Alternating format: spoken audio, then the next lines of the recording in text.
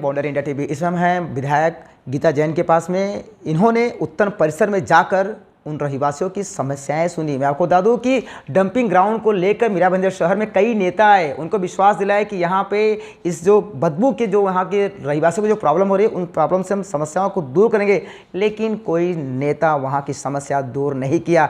गीता जैन आए दिन वहाँ पर जाती हैं, कुछ न कुछ आधुनिक टेक्नोलॉजी वहाँ पर लेके आती है कि उनकी समस्याएँ का समाधान हो। लेकिन अब स्थिति ये हो गई है कि उस डंपिंग ग्राउंड का जो बारिश में जो पानी जो लीचड़ शहर में आता है, उनके खेतों में जाता है, जिसकी वजह से उनके फसल बर्बाद हो रहे हैं, साथ साथ कई प्रकार की बीमारियां हो रही है। जिसे देखते हुए विधायक गीता जैन मुख्यमंत्री एकनाथ शिंदे से मुलाकात की और उनको अवगत कराया कि किस तरह से समस्याओं से वो जूझ रहे हैं वहाँ के रहवासी। जिसे देखते हुए एकनाथ शिंदे जी ने 9 करोड़ का निधि इन्हें दिया और कहा कि जिस तरह से हो सकती है उनकी वहाँ पे सहायता कीजिए। तो मैडम, जो 9 करोड़ आप यहाँ पे लाई हैं, वो किस तरह से वहाँ का जो लीचड़ जो पानी नीचे बहता है, गंदा पानी, उसे आप कैसे रोकेंगे और क्या कहेंगी? देखिए, सबसे पहले तो एक थिक वॉल बनेगी। थिक वॉल के जस्ट लगत एक नाला बनेगा। जो पानी रिसेगा, जो लीचड़ रिसेगा, वो नाले के साथ वो टैंक में जमा होगा। बाजू में एक टैंक होगा, वहाँ उस पर प्रक्रिया की जाएगी। इसका मतलब ये है कि अब वो नीचे खेतों में नहीं आएगा। तो हमारा मकसद ये था कि खेतों को लीचड़ के पानी से बचाना है, क्योंकि अब खेतों की ज़मीन ऐसी हो गई है कि वहाँ कुछ भी हम उगा नहीं पा रहे हैं। और वहाँ अगर हम उतरे तो पैरों में कुछ तो ऐसे रिएक्शन हो जाते कि कोई उधर नीचे उतरने के भी डरते हैं। नेचुरली जब ऐसी रिएक्शन होती है, फफोले जैसे उठते, तो वहाँ नहीं उतरेंगे। तो ये सब समस्या उस वॉल के बनने से ख़त्म हो जाएगी। और ऑफ कोर्स डंपिंग का जो कचरा है, मैं तो तब नहीं थी, मुझे नहीं मालूम सौराष्ट्र वाले को किसने दिया था, पर सौराष्ट्र आई, उसके बाद खाद बनाने की आई, उसके बाद बायो माइनिंग आई, उसके पहले लेवलिंग आई। इन सब ने अपने अपने समय में सब ने जो जो योजनाएं लाई, मुझे लगता है कि वो उतनी सफल नहीं हुई जितनी सफल वो हमें पेपर पे दिखती थी। और शायद ये पूरे महाराष्ट्र का प्रॉब्लम है। हर MMR रीजन वाला जब हम लोग मिलते हैं तो बात यही करते हैं कि इसका एक परमानेंट सॉल्यूशन होना चाहिए। मैं जापान गई थी, टेक्नोलॉजी बहुत अच्छी थी, लेकिन फिजिबल नहीं थी फाइनेंशियली कि वो यहाँ आ सके। नहीं ला सकती वहाँ पे, तो वो नहीं आ सकती है। तो अब यहाँ जो टेक्नोलॉजी है, अभी एक और कंपनी आई है वो पेट्रोल बनाने का, और वो दावा कर रही है। देखेंगे, हम पहले उसका कहीं और चलता है वो देख के आएंगे।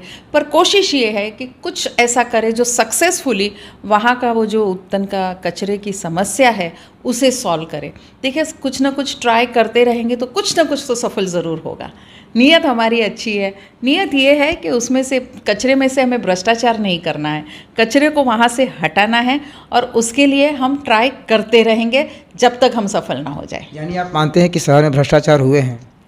बिल्कुल। अभी तो आपने न्यूज़ देखा होगा, शिक्का मरतब हो गया है कि कचरे के उसमें भ्रष्टाचार हुआ है।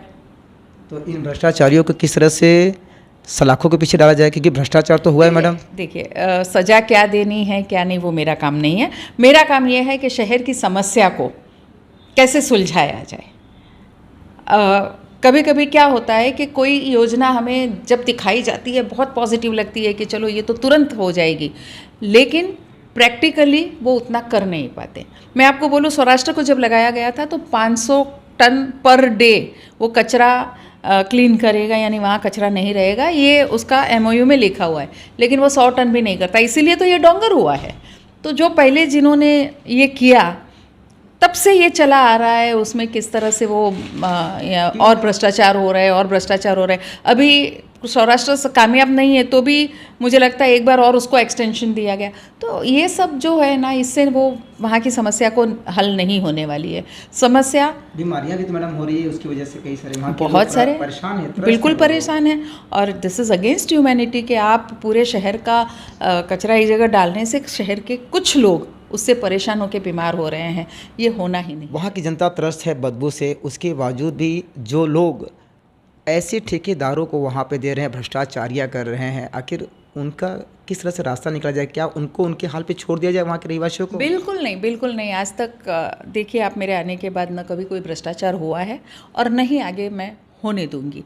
हाँ, ये कोशिश मैं ज़रूर करूँगी। अभी हमारे कॉरपोरेशन के बस में ये नहीं था कि मैं टेक्नोलॉजी यहाँ ला सकूँ कोई भी, लेकिन मैंने ये अपनी नज़रों से देखा है कि जापान की टेक्नोलॉजी एक बहुत सफल टेक्नोलॉजी है।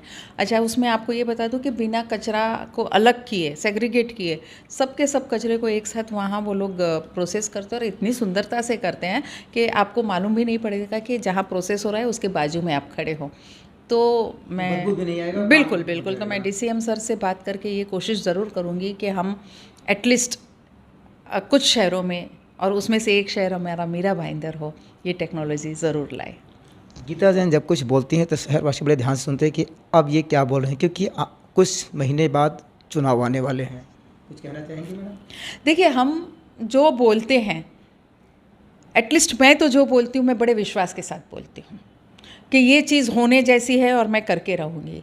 ये ज़रूर होता है कि शायद उसका पीरियड थोड़ा और लंबा हो जाए, कुछ कुछ कारण होते हैं उसके, लेकिन वो चीज़ें होके ज़रूर रहती हैं। आरोप भी लगते रहते हैं कि आपने कुछ ज़्यादा काम नहीं किया शहर के लिए। मुझे लगता है कि लास्ट 4.5-5 साल में जो निधि हम ले आए हैं, रिकॉर्ड है, आप चेक कर लीजिए कि कोई और ऐसे निधि लाया है। कोई कोई तो 100 करोड़ की लोन लाके बोलता है, अरे मैंने शहर का विकास किया, मैंने शहर का विकास किया।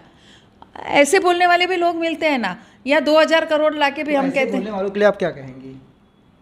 नहीं, देखिए, बोलना, हम किसी के बोलने जो को तो आपने- रोक नहीं जो आप सकते। पे आरोप लगा रहे हैं, मैं उनकी बात कर रहा हूँ। देखिए, मैंने फिर कहा, चुनाव का माहौल है और ऐसे गलत सलत आरोप लगाएंगे तो ही तो विरोधी विरोधी रहेंगे।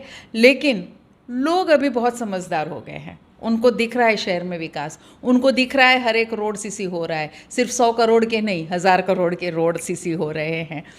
137 करोड़ का तो मेरा हॉस्पिटल ही आ रहा है कैंसर का। आगे भविष्य में ऐसा हॉस्पिटल अभी तक महाराष्ट्र में कहीं नहीं बना है। ऐसा? गवर्नमेंट का, टाटा के अलावा और कहीं हॉस्पिटल है नहीं जो गवर्नमेंट का हॉस्पिटल यहाँ मैं ले आई हूँ कैंसर का। आप मानिए, ये जो पानी की पाइपलाइन है सूर्या की, क्यों लास्ट 5 साल में कुछ काम नहीं हुआ था? जब मैं नहीं थी तब भी सूर्या का तो काम चल रहा था, तो हम थोड़ी थोड़ी करके पाइपलाइन ही इंटरनल डाल देते। जब मैं आमदार बनी तो सबसे बड़ा क्वेश्चन ये था कि अब तो इंटरनल पाइपलाइन ही है, सूर्या का पानी तो आ जाएगा, शहर के घर घर तक कैसे पहुंचेगा? तो इंटरनल पाइपलाइन के लिए 516 करोड़ आए हैं भाई। तो ऐसे में भी अगर लोगों को वो झूठे बहकावे में डालना चाहे कि कुछ नहीं किया, ये बात और है कि मेरे स्वभाव में मैंने किया वाली बात नहीं है। ये बात मैं मानती हूँ, क्योंकि मुझे हमेशा से लगता है कि सेवा करना मेरी ड्यूटी है। अगर लोगों ने मुझे चुन के दिया है तो लोगों के लिए कुछ करना ये मेरी ड्यूटी है। ये मैंने किया वाला बताना का स्वभाव नहीं था। लेकिन अब जब विरोधी इतना बोलने लगे हैं तो मुझे लगता है लोगों को मुझे भी बताना पड़ेगा कि ये मेरे प्रयासों से इस शहर में कितना विकास हुआ है। और जिस तरह से आपने देखा कि विधायक गीता जैन ने किस तरह से कहा है कि रिकॉर्ड तोड़ निधि मैंने मीरा शहर में लाई है। कई लोग तो लोन लेके आते हैं और कहते हैं कि ये मैंने लाया है, लेकिन वो एक्चुअल में लोन रहता है। जितने काम हमने किया वो शायद इसके पहले काम कभी नहीं हुआ है। विरोधियों का काम है आरोप लगाना, उन्हें आरोप लगाने दीजिए। हमें शहर का विकास करना है, शहर वासियों के लिए कुछ करना है, तभी तो विधायक गीता जैन हूँ। तभी तो कुछ दिन पहले ये उत्तर परिषद में गई थी, वहाँ के रहीवासियों की समस्या सुनी और वहाँ के लिए निधि लेके आई, जिसकी वजह से वहाँ के जो डंपिंग ग्राउंड से जो पानी और जो लीटर जो नीचे बह के आता था उसे रोकने के लिए एक वहाँ पे दीवार लगा रहे, जिसकी वजह से वहाँ पे अब उन गांव वालों को और उन किसानों को कोई प्रॉब्लम नहीं होगी। बाउंड्री इंडिया के लिए और राय की रिपोर्ट।